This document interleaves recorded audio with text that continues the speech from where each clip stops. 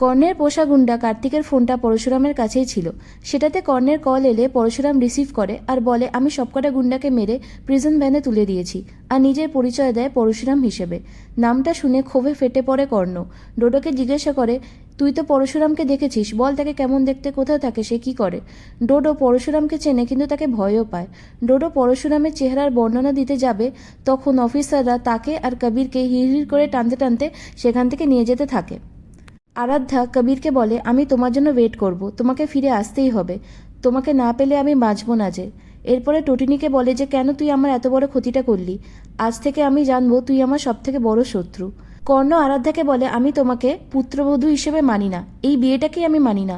মুখার্জি বাড়ির কারোর সাথে আমার কোনো সম্পর্ক নেই। টটিনি বলে যে, মানতে আপনাকে হবেই, আপনার ছেলে আরাধ্যাকে বিয়ে করেছে যখন, তখন আপনাদের ওর রেসপন্সিবিলিটি নিতেই হবে। কর্ণ টটিনিকে থামিয়ে বলে যে, তোমার বাবা তোমার কোনো রেসপন্সিবিলিটি নিয়েছিল? একটা সময় তো তুমি তোমার বাবার কাছে মৃত ছিলে, সেইভাবেই এই মেয়েটাও আমার কাছে এখন থেকে মৃত। এরপরে সেখানে পরশুরাম বাচ্চাদের নিয়ে আসে। বাচ্চারা গিয়ে তার মাকে জড়িয়ে ধরে।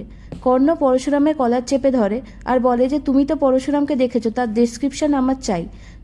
পরশুরাম অস্বীকার করে আর বলে যে, স্যার সামান্য মধ্যবিত্ত আমি, এই পাঞ্জাবিটার অনেক দাম, এভাবে নষ্ট করবেন না প্লিজ।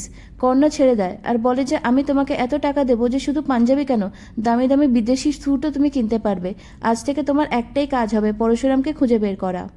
কর্ণ সেখান থেকে চলে যায়। টটিনি পরশুরামের কাছে আসে আর বলে যে, তার সন্তানদের সাথে যারা অন্যায় করেছিল তার বিরুদ্ধে আমি স্টেটমেন্ট দিতে পেরেছি, এই বলে পরশুরামকে জড়িয়ে ধরে।